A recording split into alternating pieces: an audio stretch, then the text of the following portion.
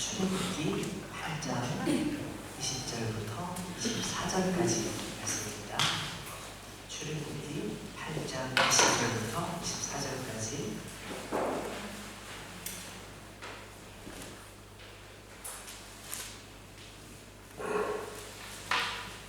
여호와께서 모세에게 이르시되 아침에 일찍 일어나 바로 앞에 서라. 그가 물 있는 곳으로 나오리니 그에게 이르기를 여호와께서 이와 같이 말씀하시기를 내 백성을 보내라. 그러면 그들이 나를 섬길 것이니라.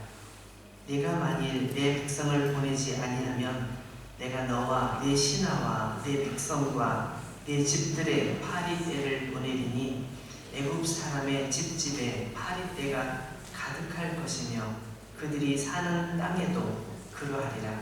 그날에 나는 내 백성이 거주하는 고센 땅을 구별하여 그곳에는 파리가 없게 하리니 이로 말미암아 이 땅에서 내가 여호와인 줄을 네가 알게 될 것이다.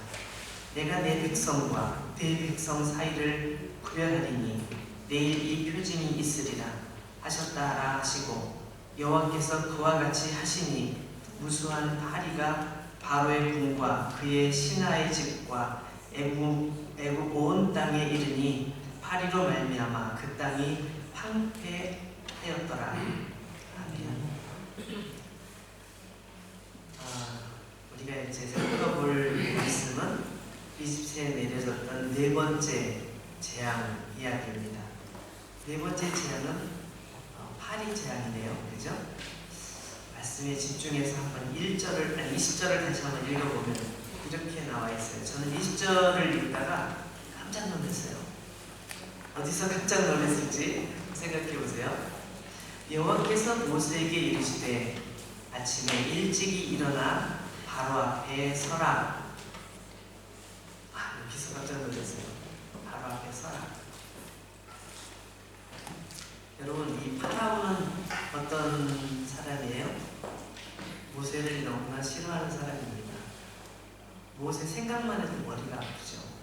왜냐하면 모세가 나타날 때마다, 모세와 아론이 나타날 때마다 이집트에는 엄청난 피해가 생기니까 제발 안 봤으면 좋겠다. 정말 미워하는 사람이었습니다. 그런데 하나님께서는 또 모세와 아론에게 파라오에게 가라고 말씀하시죠. 그 앞에 서라고 말씀하시죠. 모세 역시 제 생각이에요.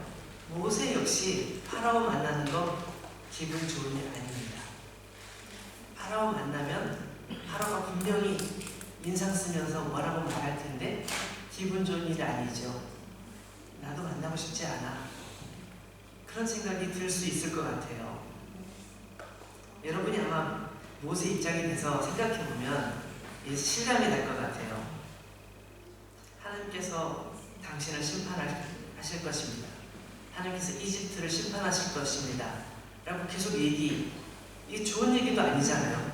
심판을 얘기하는데 그 얘기를 하면서 서는 게 상당히 마음이 불편할 수 있을 것 같아요. 저는 이런 말 잘 못하거든요. 누구에게 좀 듣기 싫은 얘기를 하잖아요. 그럼 제가 너무 마음이 아파갖고 한 거의 일주일 정도 끙끙 속으로 계속 그 생각만 나요.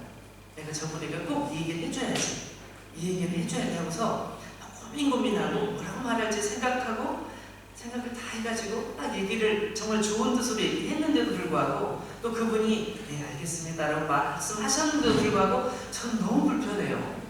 그래서 진짜 사람들에게 말을 잘 못해요. 좀 저도 말을 좀 할 수 있었으면 좋겠어요. 잘 못해요. 근데 제가 그래서 그런지 몰라도 제가 이 모세가 파라오에게 말을 할 때 어떤 기분이었을지 제 입장으로 생각해보면 너무 불편한 거예요.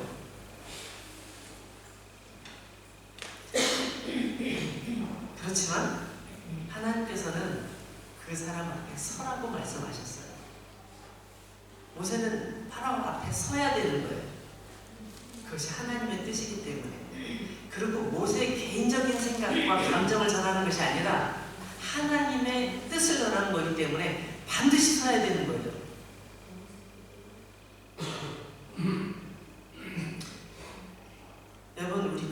우리들은 세상에서 어떤 존재일까요? 하나님을 모르는 세상에서 사람들은 세상의 중심이 바로 나라고, 내가 중요하다고, 내가 가장 중요한 사람이라고, 모든 것은 내 기준으로 판단할 거라고 사람들은 다 그렇게 생각하고 있는데 우리는 아니라고 말하잖아요. 그것은 아닙니다. 세상의 중심엔 우리가 있는 것이 아니라, 우리가 있는 것처럼 보여지지만 진짜 세상의 중심엔 하나님께서 계시고 하나님의 뜻에 따라 세상이 움직이고 있고 우리도 하나님의 뜻을 따라 살아야 됩니다 라고 우리는 말해야 되는 사람들이잖아요. 그래서 사람들에게 그렇게 말하면 다 웃어요. 말도 안 되는 소리. 하나님이 있는지 없는지조차 우리가 증명할 수 없는 이 세상 속에서 그런 말이 정말 합리적인 얘기라고 생각하느냐 라고 사람들은 묻고, 어떤 분들은 신이 있는지 없는지조차도 난 모르겠다, 나에게 다른 사람에게 얘기해도 좋은데 나에겐 얘기하지 마라, 이렇게 말하고 있잖아요. 이런 세상 속에서 하나님의 말씀의 권위? 그게 뭔데? 나는 아무 상관없어 라고 말하는 그런 세상 속에 우리가 살아가면서 우리도 모세처럼 아론처럼 그렇게 살 수 있는지, 그 사람 앞에 당당하게 서서 하나님의 말씀이라고 선포할 수 있는지 한번 생각해 봐야 될 것 같아요.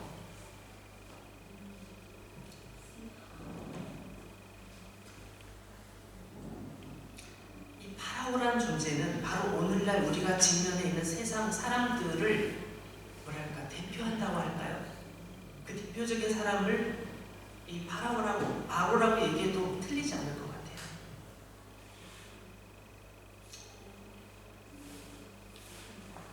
사랑 여러분, 그럼에도 불구하고 여러분은 세상을 맞서는 것을 두려워하지 마십시오. 세상을 마주 대하면서 부끄러워하지 마십시오. 왜냐하면 우리가 가지고 있는 것이 바른 것이기 때문입니다. 우리가 알고 있는 것이 바른 것이기 때문입니다. 세상과 당당히 맞서십시오. 그들 앞에서 하나님의 뜻을 드러내는 여러분이 되시기를 축복합니다. 여러분, 네 번째 재앙을 가지고 모세는 다시 파라오 앞에 섭니다. 개인적인 자격이 아니에요. 개인적인 자격이라면 피하고 싶었을 겁니다.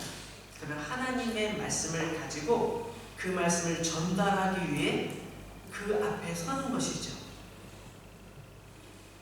20절 말씀 좀 더 볼까요?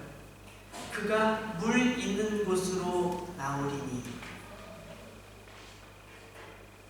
물 있는 곳으로 왜 나올까요? 산책하러 나왔을까요? 왜 아침 일찍 파라오를 만나라고, 바로를 만나라고 말씀하셨는데 아침 일찍 물가로 가라고, 물에서 만나라고. 여러분, 이 말씀을 어디서 본 듯하지 않아요? 우리 같이 말씀을 쭉 읽으면서 전에 봤었죠.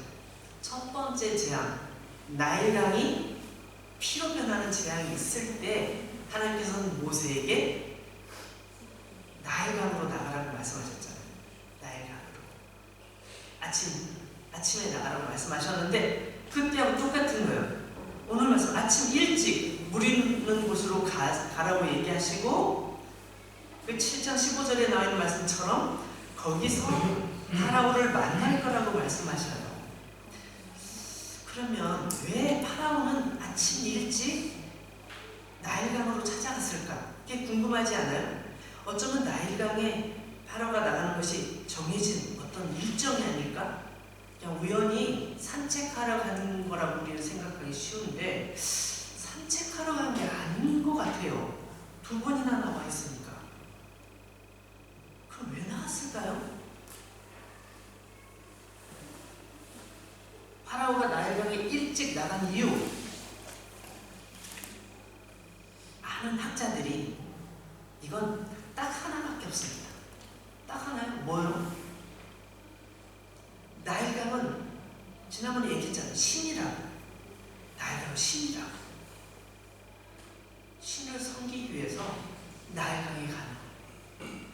나일강에 가서 거기서 신에게 제사를 드리면 이 나일강이 이 땅에 풍년을 주기 때문에 온 땅이 평화롭고 온 땅이 부유하고 모든 백성들이 만족해하고 행복해하고, 그러니까 이 파라오는 황제는 항상 예전을 제사를 이 나일강에서 제사를 하는 거예요. 그래서 나일강에 제사하는 시간에 맞춰서 나가면 반드시 파라오가 그 자리에 있는 거죠. 이거는 모든 신학자들이 다른 의견이 없어요. 바로 이거다. 그만큼 확실한 거예요. 확실한 거예요. 파라오는 제사를 드리기 위해서 나일강으로 나갑니다. 근데 지금은 사실 약간 심각한 상황이에요. 그렇죠? 3번이나 큰 재앙이 이집트에 닥쳤습니다. 나일강 물이 피로 변하고 땅 위에 있는 모든 물들이 피로 변하는 일이 벌어졌었죠. 황제로서는 정말 이거 끔찍한 일이죠. 근데 거기서 끝난 것이 아니라 그 나일강에서 개구리들이 막 올라오면서 막 세상이 온통 시끄럽게 됐었죠. 이게 어떻게 된 거지? 개구리 신도 위로해야 되고 나일강 신도 위로해야 되고, 그럼 이제 3번째 또 뭐요? 성경에 2로 나와 있고, 지난번에 말씀 나눌 때 목이라고 했죠? 목인지 이는지 정확하게는 모르지만 어쨌든 이 단어를 많은 분들이 모기로 해석하니까 어쨌든 모기, 해충이 올라와서 엄청나게 이집트 국민들을 괴롭혔단 말이에요. 그러니까 파라오는 마음이 조급할 수밖에 없는 거예요. 그리고 이 제사를 참여하지 않을 수가 없는 거예요. 천지를 창조하신 하나님께서 심판하실 때 하나님 앞에 무릎을 꿇고 잘못했습니다 하면 될 건데, 우리 생각에는 파라오 입장은 그게 아니에요. 그 자존심을 이집트의 노예로 있는 히브리 민족의 신을 내가 왜 섬겨? 우리 신들이 다 있는데 우리가 정성이 부족했나 보지. 더 정성껏 기도하면 되지 않을까? 이게 파라오의 생각인 거죠. 기본적인 생각이었던 거죠. 그러니까 더 가서 더 열심히. 물론 모세와 아론에게는 당당하게 무슨 소리 이렇게 했지만 사실은 마음이 좋은가 봐요. 신하들도 마음이 두려운 거예요. 지난번에 마술사들이 그랬잖아요. 모기 재앙이 너무 심했을 때 이건 우리 못합니다. 이건 정말 전능하신 하나님께서 하시는 겁니다. 우리 못합니다. 손을 들겠습니다. 이렇게 했잖아요. 그러니까 더 조급한 거예요. 내색은 안 하지만 이 시간이 너무너무 중요한 거예요. 이걸 볼 때 파라오는 연약한 인간에 불과해요. 사람들은 다 그를 신이라고 말하고 황제라고 말하고 그 앞에서는 감히 서서 말을 못하고 다 무릎을 꿇고 머리를 땅에 대고 말을 하는 그런 위대한 존재처럼 보여지고 있지만 사실 본인은 속이 썩을 대로 썩어 있는 거예요. 너무 불안한 거예요. 너무 두려운 거예요. 이거 어떡하지 하는 상황인 거죠. 인간의 연약한 모습을 파라오가 물가로 나간 그 사실 하나만으로도 우리는 추측해 볼 수 있는 거예요. 여러분, 그래서 역사를 공부하다 보면 이렇게 작은 단어 하나, 문장 하나, 그 낱말 하나 갖고도 우리는 굉장히 많은 것을 상상할 수 있어서 역사는 너무 한편으로는 재미있는 것 같아요. 그런데 그 앞에 모세가 딱 나타나요. 보기 싫은 저 인간 속으로 생각했겠죠. 그리고 나타나서 뭐라고 해요? 내 백성을 보내라고 경고합니다. 이제 타협이 아니에요. 설득이 아니에요. 경고입니다. 20절 말씀 볼까요? 그 뒤쪽에 그에게 이르기를 여호와께서 이와 같이 말씀하시기를 내 백성을 보내라. 그러면 그들이 나를 섬길 것입니다. 네가 만일 내 백성을 보내지 아니하면 내가 너와 내 신하와 내 백성과 내 집들에 파리떼를 보내리니 애굽 사람의 집집에 파리떼가 가득할 것이며 그들이 사는 땅에도 그러하리라. 여러분, 여기서 오늘부터는 이 마술사들이 등장하지 않습니다. 마술사들이 등장할 수가 없어요. 이미 지난번에 손을 들었어요. 우리는 안 됩니다. 우리는 하나님과 싸울 수 없습니다. 우리가 가지고 있는 이 작은 재주는 하나님의 능력과는 비교할 수 없습니다. 우리는 빠지겠습니다. 그렇게 얘기했는지 몰라도 안 나와요. 안 나와요. 이 영적인 세계를 아는 사람들은 이게 진짜로 무서운 거예요. 지난주에 말씀드렸지만 진짜로 무서운 거예요. 소름이 쫙 끼치는 거예요. 여러분, 무당들이 여러분이 예수님 잘 믿는 여러분이 가서 거기 앉아 있어 보세요. 전에도 우리 최경화 집사님이 간증도 하셨지만 여러분 거기 가서 있어 보세요. 그분들이 무서워서 벌벌 떱니다. 정 못 칩니다. 여러분이 가서 가 있는데도 정 못 치면 두 가지. 첫째, 여러분이 가짜든지 가짜 그리스도예요. 둘째, 그 사람이 가짜로 점을 치든지 둘 중에 하나예요. 귀신에 사로잡혀 있는 사람들은 하나님의 능력을 압니다. 말하지 않아도 알아요. 여러분이 거기에 가만히 이렇게 앉아있기만 해도 그 사람들이 두려워 떱니다. 이게 하나님의 능력인 거거든요. 요술사들, 이 마술사들은 그걸 아는 거예요. 그래 이 자리에 나타나지 않는 거예요. 파라오는 알았을까요? 재앙의 세계가 점점 세워지고 있다는 것을 이게 점점 세워지고 있어요. 봐요. 처음에 나일강이 피로 변했잖아요. 막 이 눈에 보이는 물들이 다 피로 변했잖아요. 냄새가 나긴 했지만 그게 사람들에게 큰 피해는 안 줬어요. 그래서 땅 밑을 파니까 거기 물이 나와가지고 그 물을 마셔보니까 그 물은 괜찮았어요. 땅 파면 물 나오니까 괜찮네. 별거 아니네. 이렇게 지나쳤죠. 두 번째 개구리 나왔을 때 개구리에서 사방에서 막 밀고 나오고 그 나일강에서 나오고 옆에 뭐 어디서 막 저수지에서 나오고 막 나오는데 귀찮고 막 그렇긴 하지만 막 집에 들어오니까 좀 징그러워 했지만 큰 피해는 별로 없었어요. 그죠? 세 번째, 모기 재앙에는 조금 달랐어요. 사람들이 쏘이기 시작했고 전염병 우려하게 됐고요. 문제가 좀 사람들 몸에 뭔가 영향이 있어서 따갑잖아요. 가렵잖아요. 그리고 막 이 모기 물리면 문제가 생기잖아요. 피를 빨리기도 하고 문제가 생기잖아요. 점점 이게 강해지고 있는 거예요. 근데 이게 뭐야? 파리는 아무것도 아니잖아요. 파리가 뭐가 무서워? 아니에요. 여기 파리라고 되어 있는 이 단어는 파리라고 번역했지만 이걸 번역하는 사람들이 여러 가지로 번역해요. 라틴어 번역본에 벌게이트라고 하는 라틴어 번역본에 보면은 여기 보면은 이걸 모든 종류의 모기들이라고 되어 있어요. 모든 종류의 모기들. 모기는 어때요? 사람에게 쏘이죠. 쏘일 때 그냥 쏘이나요? 전염병을 동반할 수 있잖아요. 그죠? 그러니까 지난주에 우리 말씀드리면서 얘기했지만 전염병이 동반되면 죽는 거예요. 죽을 수도 있어요. 끔찍한 거예요. 근데 모든 게 한 종류의 모기가 아니라 엄청난 여러 종류의 모기라고 번역해요. 우리 루터는, 개혁자 루터는 이거를 모든 종류의 해충이라고 번역했어요. 그러니까 모기뿐만 아니라 사람을 괴롭히는 해충에 따라서 여러 가지 나타나죠. 병이 여러 가지 나타날 수도 있고요. 하여간 독한 해충도 있고 약한 해충도 있지만 다 해충인 거죠. 근데 이 해충들이 사람에게, 그 다음에 짐승들에게 막 나타나면 어떻게 되겠어요? 이 당시에 이 파리가 얼마나 심각했는지 여러분 혹시 그 시골에 소를 키워본 분 계십니까? 저는 소를 키워봐서 잘 알아요. 소 몸에 붙어있는 벌레들 중에 쇠파리라는 게 있어요. 그럼 파리는 파리예요. 근데 파리가 보통 파리가 조그맣잖아요. 이 파리는 커요. 근데 이게 소의 몸에 딱 붙잖아요. 피를 빨아먹어요. 그래가지고 딱 때리면 몸에서 피가 팍 튀는 거예요.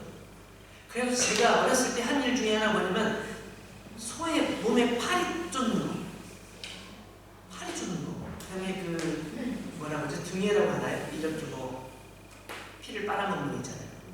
파리도 피를 빠는 거고 이것도 피를 빠는 거고. 그 피가 이 파리가 큰 파리는 진짜 무서워요. 그 쏘이면 진짜 위험해요. 근데 다양한 종류의 파리라고 하니까 엄청나지 않아요? 여러분 그 여자들이 화장할 때 아이섀도우 이렇게 하잖아요. 예쁘게 이렇게 약간 진하게, 그죠? 눈 주변에 이렇게 칠하잖아요. 예쁘라고 하는 거잖아요. 그러니까 아이섀도우가 어디서 시작되는지 아십니까? 사실은 아이섀도우가 이집트 역사에서 나와요. 여러분 이집트의 그 어떤 그 유적 같은 걸 보면요, 그 사람들 얼굴에 이렇게 눈 주위가 진하게 칠해져 있는 게 있어요. 왜 그런지 아세요? 이게 약간 정치적인 일인데 그 정치, 그러니까 이집트의 정치 원로들, 그러니까 보통 나이가 많은 분들이죠. 연세가 많으신 분들이 이 파라오와 함께 이제 국정을 논한단 말이에요. 그러니까 굉장히 계급이 높은 분들입니다. 근데 이분들이 연세가 많다 보니까 이렇게 눈에 주변에 이제 물 같은 게 나오거나 이렇게 고름이나 무슨 딱지 같은 거 이렇게 너무 나이가 많으시니까 건강이 약해지잖아요. 그러니까 눈 주변에 그런 게 있었답니다. 근데 이거를 파리들이 놔두지 않는 거예요. 눈을 막 계속 공격하는 거예요. 눈동자도 공격하고 눈 주변도 막 쏘고. 그러니까 방법을 찾다가 약품을 발견한 거예요. 눈 주변에 약품을 바르면 해충이 안 온다는 걸 알게 된 거죠. 그래서 그 이집트의 그 그림들을 보시면 남자들이 눈에 아이섀도우를 하고 있어요. 남자들이 아이섀도우를 했지? 그게 그거예요. 그러니까 이 정도면 얼마나 이 파리가 사람들을 심각하게 괴롭혔는지 알 수 있죠. 그림에도 그려질 정도죠. 그리고 그것이 아주 상식이 되어 있는. 그게 지금 이제 뭐 시대가 변천하면서 뭐 여자도 하고 또 이렇게 예쁜 미용을 위해서 이제 예쁘게 하기 위해서 꾸미는 것으로 됐는데 그 시작은 이집트의 파리부터 시작됐다는 거예요. 이게 역사적인 사실입니다.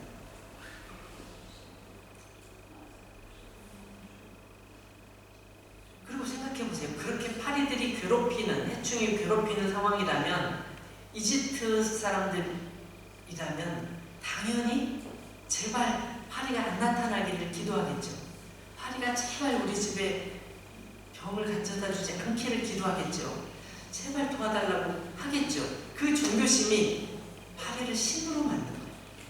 파리 신이 있는 거예요. 이집트에 보면 여러 신들 중에 파리 신이 있는 거예요.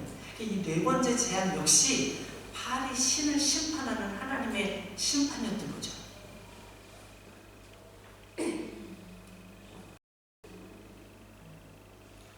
정말 끔찍한 일이죠. 8장 21절을 한번 다시 읽어보겠습니다.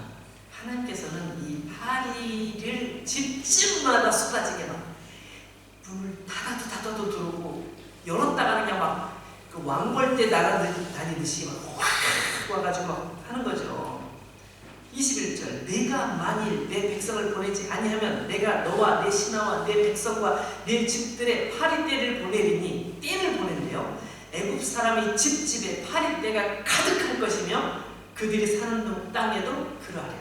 어떻다고요? 가득하게. 집에 가득한 거예요. 여기 막 파리가 샥 붙어있고 막 생각해봐요. 끔찍하지 않아요? 제가 너무 실감나게 말하요. 어쨌든 저는 끔찍해요. 저 그 파리 끈끈이 이거 어렸을 때 집에 막 잔뜩 걸어놓는데요. 그거 보고서 막 토할 것 같아요. 막. 그러니까 아침에 걸어놓으면 저녁 때면 우리 집에 새카맸거든요. 왜냐면 우리 집에 그 소를 키웠단 말이에요. 저희가 소 많을 때 9마리까지 키웠어요. 왜 못자랬다. 소를 키우다 보니까 막 그 냄새, 이런 것 때문에 파리들이 엄청난 거예요. 밥상에 밥 먹으러 딱 앉으면 밥상에 파리가 막 하얀 밥에 막 파리가 그러니까 막 그 끈끈이를 막 사방에 매달았는데 아침에 매달아도 저녁 때 그거 새카맣게 가득 풀로 채워지는 거예요. 너무너무 그래서 요즘 파리 한두 마리 날아다니면 전 쳐다보지 않아요. 그건 파리도 아니야. 그건 아무것도 아니에요. 근데 여기 보니까 막 파리가 집에 가득한 거를 여러분 모르겠지만 저는 진짜 실감이 납니다. 모든 집집마다 파리가 가득하다고 생각해 보십시오. 잡아도 끝이 없고 잡으면 또 들어오고 잡으면 또 들어오고, 그것이 한 집 두 집만이 아니라 이집트 전체가 그렇다고 생각해 보세요. 근데 여기서 하나님께서 한마디를 더 하십니다. 이 네 번째 제안부터 특이한 점이 있는데, 하나님께서 선을 딱 그어요. 여기까지만. 여기는 아니야. 여기는 제외. 여기는 내가 안 보낼 거야. 여기만 보낼 거야 라고 말씀하시는 거예요. 자, 8장 22절 23절을 제가 읽을 테니까 잘 보세요. 그날에 나는 내 백성이 거주하는 고센 땅을 구별하여 그곳에는 파리가 없게 하리니 이로 말미암아 이 땅에서 내가 여호와인 줄 내가 알게 될 것이다. 내가 내 백성과 내 백성 사이를 구별하리니 내일 이 표징이 있으리라 하셨다 하라 하시고, 자, 시간도 정했어요. 내일부터. 내일이야. 내일 일이 나타날 거야. 분명히 경고야 말씀하셨고, 이스라엘 사람들이 사는 고센 땅은 구별하겠대요. 여기 이집트만 그렇게 일이 벌어지겠대요. 근데 여러분, 여기서 굉장히 놓쳐서는 안 되는 한 가지가 있어요. 이 고센 땅은 어떤 곳이냐? 이스라엘 민족, 히브리 민족이 가나안 땅에서 너무 먹고 살 게 없어서 가뭄이 너무 심해서 이집트로 내려올 때 고센 땅에 머물기 시작해요. 근데 왜 고센 땅에 머물게 되냐? 이스라엘 사람들은 원래 직업이 목축업이에요. 양이나 소나 염소나 이런 걸 키운단 말이에요. 근데 이집트 사람은 되게 싫어해요. 진짜 미디안 사람들, 냄새, 저리가 하는 이집트 사람들. 그 이집트 사람들은 우리는 수준이는 세계 최고의 강대국이고 세계에서 제일 부자 나라고, 저런 냄새나는 사람은 저리가 이런 상황이었습니다. 그래서 아예 이스라엘 사람들이 그걸 알았기 때문에 우리는 그럼 고센 땅에 살겠습니다. 저쪽 풀도 많고요. 우리는 원래 목축업을 하기 때문에 이쪽 풀이 많은 곳이 좋습니다. 그리고 이집트 사람을 만날 일도 별로 없잖아요. 그러니까 우리는 여기 살 테니까 여기 살게 해주십시오. 파라오가 오케이, 좋아, 잘 됐어. 그 중에 여러분 중에 좀 실력 있는 사람 있으면 우리 양도 좀 켜주지, 우리 소도 좀 길러주지, 내가 월급 줄 테니까 이러면서 그때 잘 봐줬단 말이에요. 그러니까 그쪽 지역은 가축이 많아요. 가축이 많아. 염소, 소, 가축들이 많아요. 그럼 어떻게 되겠어요? 제가 좀 전에 말씀드린 것처럼 가축을 키우면 파리가 엄청나요. 진짜 말을 못해. 여러분 점심 먹고 싶으면 다행이지. 그런데 여기 파리를 없게 하시겠대요. 이쪽에만 있게 하시겠대요. 이쪽에 있는 파리가 이쪽으로 날아갔나? 그건 알 수 없지만 놀라운 일은 이쪽에는 파리가 없게 하시고 이쪽에 파리가 이때 너무너무 많아서 견딜 수 없도록 만드시겠다고 말씀하고 계신 거예요. 내일부터. 그 당장 그게 가능합니까? 우리는 불가능하죠. 우리는 불가능해요. 죽어도 못합니다. 근데 하나님께서는 하시죠.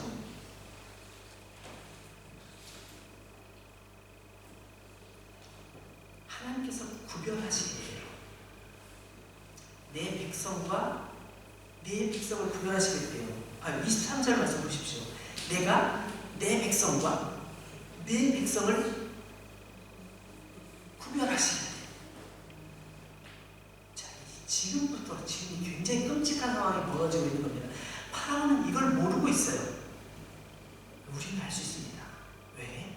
하나님께서 지금 내 백성은 내가 챙긴다. 네 백성은 네가 챙겨봐. 할 수 있으면 한번 해봐. 한번 해보자. 네가 언제까지 버틸래? 내 백성은 내가 챙긴다. 이렇게 말씀하고 계신 거예요. 이거 굉장히 중요한 거예요. 네가 네 백성을 책임질 수 있어? 진짜로? 자신 있어? 장담할 수 있어? 내일 두고 보자. 이렇게 말씀하시는 거예요. 굉장히 무서운 말씀입니다.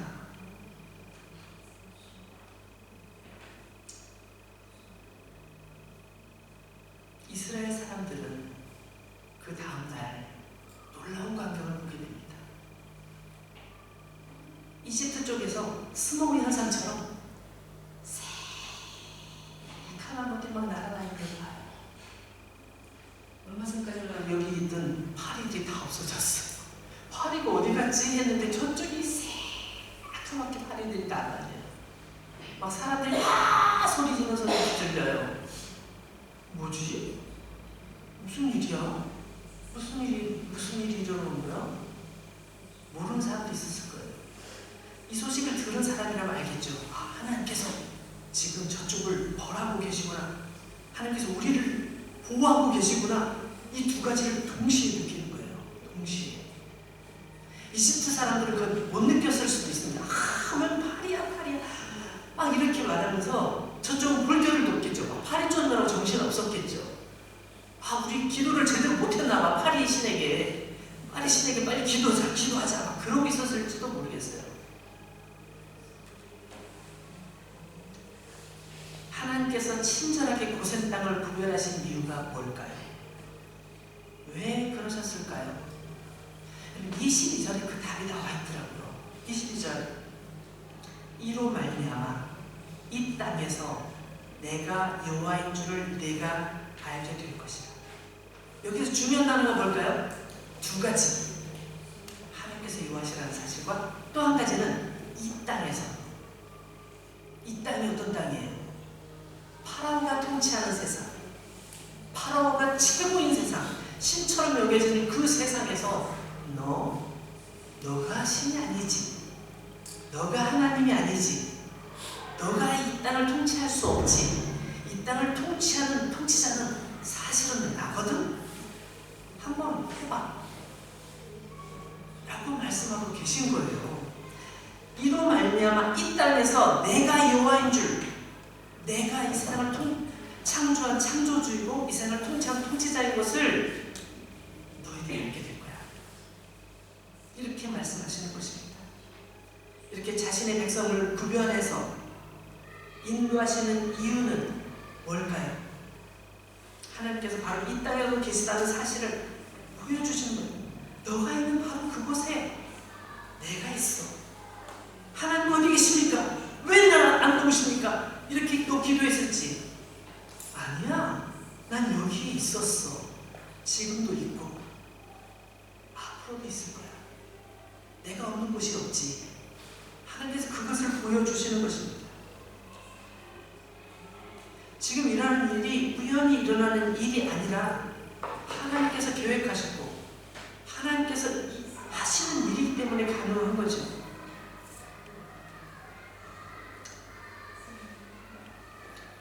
사랑하는 여러분,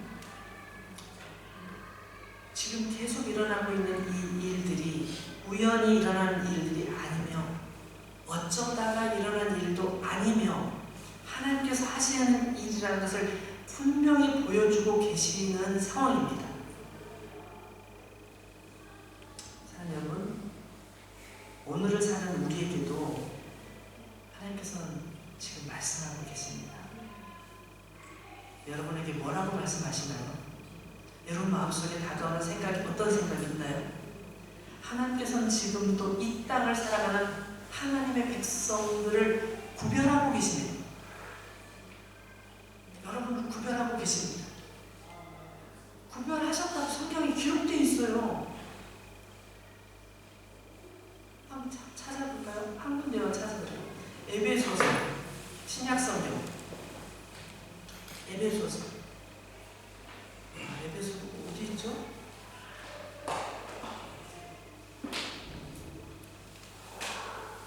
에베소서 1장. 제가 가지고 있는 성경으로 신약성경 396쪽입니다.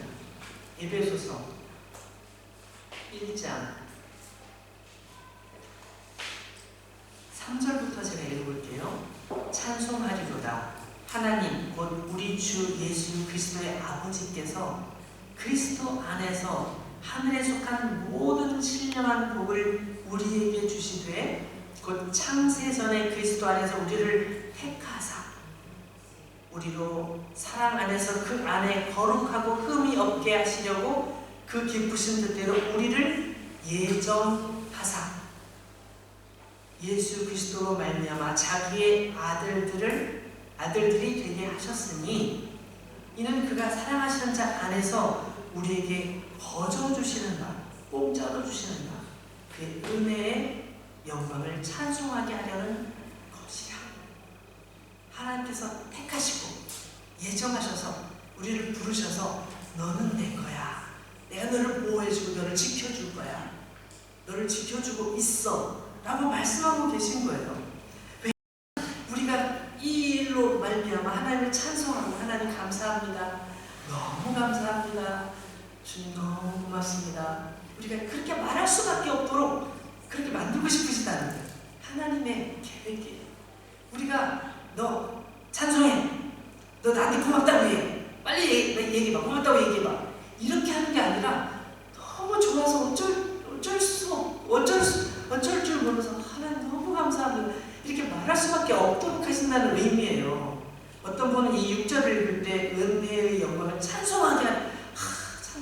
찬송하게 시키려고 우리를 부려먹으려고 이렇게 오해하는 분이 있는데 그게 아니라 너무 좋으니까 하나님 최고예요. 이렇게 말할 수밖에 없도록 만드신다는 거예요. 그래서 우리를 구별하시고 선택하시고 예정하셨다고 말씀하는 거죠. 구별하신 땅에서 우리는 어떻게 살아야 합니까? 그 은혜의 영광을 찬송하게 하시려고 해요. 찬송하며 살아야 되지 않겠습니까? 다시 출애굽기로 들어가요. 출애굽기 20장 말씀 보세요. 제가 좀 전까지 이 말씀을 참느라고 힘들었어요. 출애굽기 8장 20절 다시 아까 본문으로 돌아가서 8장 20절 보는데 이렇게 나와 있어요. 여호와께서 모세에게 이르시되 아침에 일찍이 일어나 바로 앞에 서라. 그가 물 있는 곳으로 나오리니 그에게 이르기를 여호와께서 이와 같이 말씀하시기를 내 백성을 보내라. 그러면 그들이 나를 섬길 것입니다. 그들이 나를 섬길 것입니다.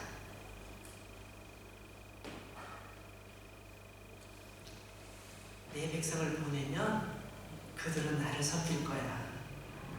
빨리 보내.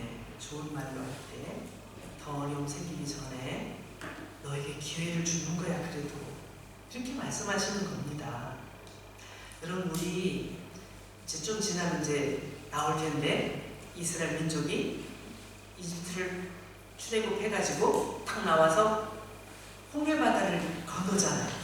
홍해바다를 딱 건넌 다음에 여러분 홍해바다를 건넜으니 하나님께 찬양합시다. 찬양해야 됩니다. 자 찬양해야 돼요. 뭐 이렇게 누가 얘기했습니까? 아니요.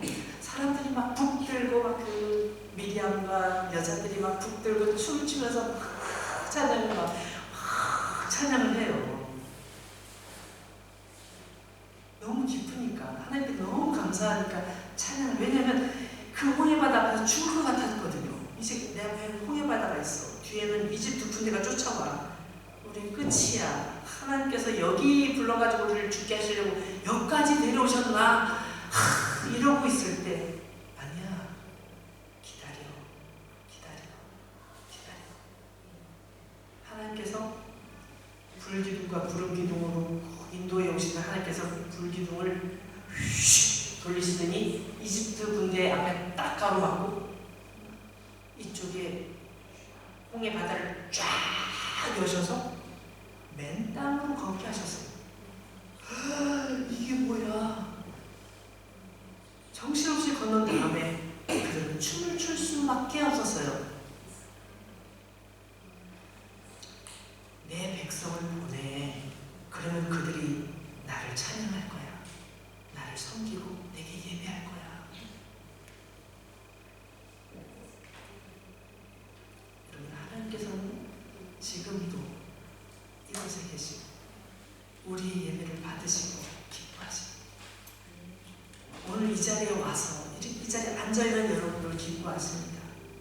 하나님께서는 우리가 그분을 향해 나아갈 때 기뻐하시고 그분을 향해 손을 들 때 기뻐하시고 우리의 마음을 토할 때 우리의 잘못을 고백할 때 하나님께서 너무너무 기뻐하시고 그래 그 너를 위해서 내가 예수를 이 땅에 보냈지. 하나님께서 그렇게 하시는 거예요. 갈라디아서에 있는 말씀을 한번 찾아볼게요. 갈라디아서. 에베소서 아까 찾아서는 에베소서 8 앞에 갈라디아서가 있어요. 갈라디아서 5장. 갈라디아서 5장 1절 말씀을 한번 보겠습니다.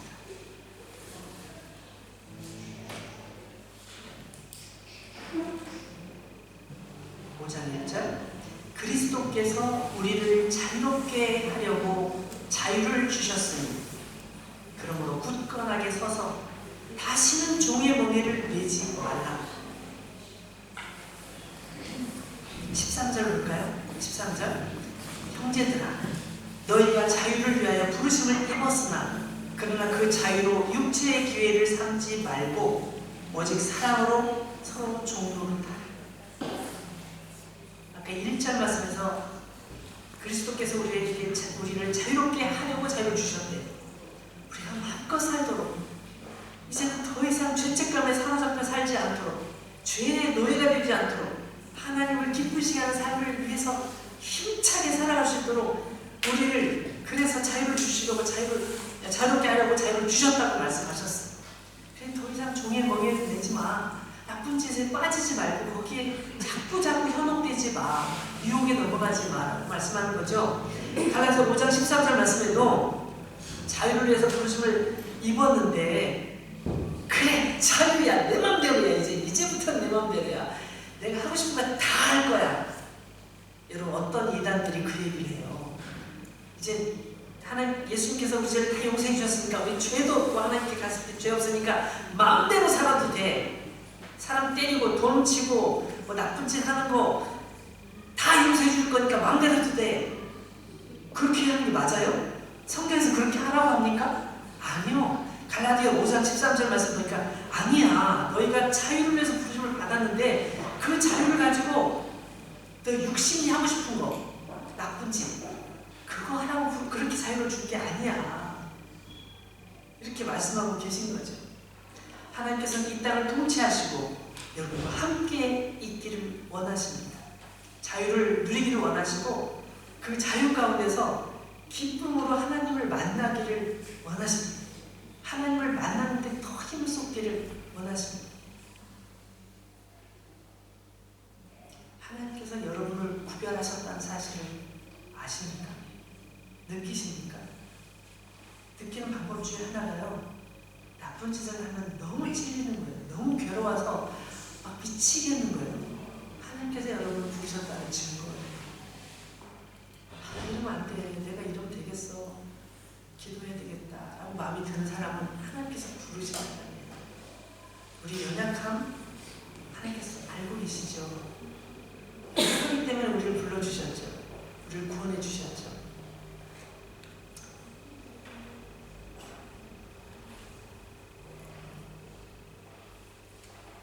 그럼 예수님을 믿는 게 아무나 가는 게 아니에요. 아무나 가능한 게 아니에요.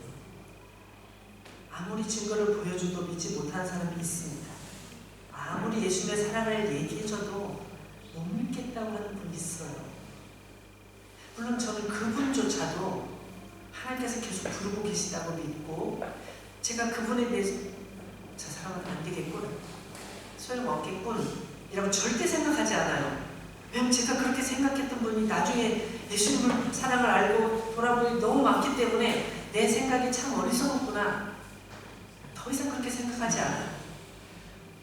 이런 얘기를 하면요, 아무리 보여줘도 얘기해줘도 믿지 않는 분 보면 저는 속으로 생각해요.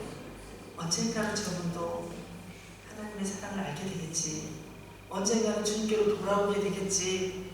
나처럼 그렇게 하나님이 어디 있어?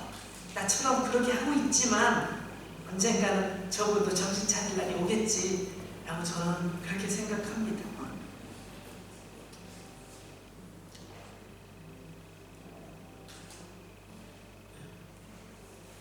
하나님께서는 파라오에게 계속 기회를 주셨어요. 지금 4번째 기회. 우리가 이미 알고 있는 대로라면 앞으로 6개가 더 남았어요. 끔찍하죠. 지금 이 정도 선에서 손을 들었더라면 너무 좋았을 텐데 여기서 제가 좀 너무 자존심이 너무 셌습니다. 조금 여기서 저도 이렇게 하겠습니다. 이렇게 했더라면 얼마나 좋았을까요? 우리는 이미 알고 있으니까 그러잖아요. 근데 파라오는 그걸 모르는 거예요. 앞으로 6개나 더 진행될 거라는 걸 모르고 결국은 나라가 폭삭 망할 거라는 사실도 모르고 계속 고집을 피우고 있는 거예요. 사랑하는 여러분, 우리는 이 4번째 재앙을 통해서 뭘 느낍니까? 하나님께서 살아계심을 우리는 알 수 있습니다. 그 살아계신 하나님께서 지금도 우리와 함께 계시고 우리를 사랑하고 계시고 우리에게 도전하고 계시는 사실을 우리는 알 수 있습니다. 하나님께서 고센 땅을 구분하실 때 고센 땅에 있는 그 하나님께서 내 백성이라고 말씀하셨던 그 이스라엘 민족이 어떻게 하기를 원하셨을까요? 그건 우리에게도 똑같은 질문이에요. 우리가 어떻게 살기를 원하실까요? 우리 스스로의 질문을 해야 되는 거죠. 거기에 고센 땅에 살고 있던 이스라엘 민족이 야 저쪽 재미있겠는데 저 사람들 고생 많겠네. 아우 힘들겠네. 파리가 다 저기로 갔어. 그러고 있기를 원하셨을까요? 하나님 정말 놀라우시다. 우리 땅을 구별하시는구나. 우리를 기억하고 계시구나. 우리가 이집트의 종살이하면서 그렇게 힘들 때 하나님 어디 계십니까? 왜 우리를 돕지 않으십니까? 막 우리 울부짖었는데 우리 그 기도를 다 듣고 계셨구나. 하나님 찬양하고 높여드리고 하나님 뜻에 따라 살아야지. 이렇게 그들이 생각했어야 하지 않을까요? 여러분, 우리는 사실 그 고센 땅에 있는 그분들처럼 세상 속에 살고 있고요. 이 세상 사람들은 하나님 없다고 하는 사람이 더 많아요. 우리가 하나님 얘기하면 진짜 수준 떨어진다고 생각하는 사람이 많은 세상 속에서 우리는 살다 보니 때로는 억울한 일도 되게 많고 힘든 일도 많아요. 근데 이 많은 세상 속에서 우리가 세상과 타협해야 할까요? 여러분, 제가 다 읽지는 않았지만 우리 25절 이 뒤쪽으로 쭉 넘어가면 파라오는 타협을 하려고 해요. 그러면 좋아 보내줄 테니까 멀리 갈 필요 없고 가까운 데서 여기서 그냥 예배 드리고 그냥 곧바로 일도 하고 시작하면 되잖아. 보내주긴 보내주는데 가까운 데 가서 일을 해. 그래서도 기도해줘. 나를 위해서 기도해줘. 알았지? 가까운 데서 기도하면 되겠지? 이렇게 타협을 요구합니다. 모세는 얘기하죠. 아닙니다. 우리는 광야로 나가야 됩니다. 그곳에서 하나님께 예배해야 됩니다. 우리가 예배드릴 자리가 있습니다. 하나님께서 말씀하신 그 자리에서 예배를 드려야 됩니다. 내 마음대로 정하는 것이 아니라 하나님께서 원하시는 자리가 있고 거기서 우리는 예배할 것입니다. 라고 파라오에게 얘기합니다. 파라오는 그 얘기를 듣고 내 작전이 안 먹히네. 마음이 더욱 어떻게 돼요? 더 완고해지고 본심만 드러나게 되죠.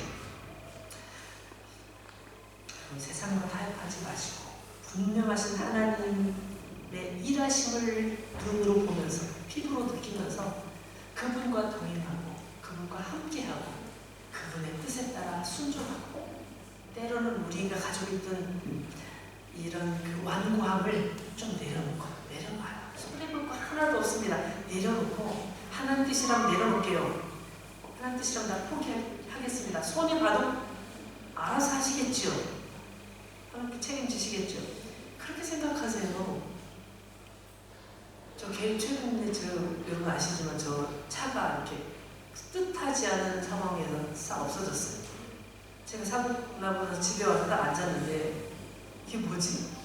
지금 차를 운전하는 차가 갑자기 없어졌어요. 그리고 그 차를 살 만한 돈도 받을 수 없을 것 같아요. 그래서 어떡하냐 이거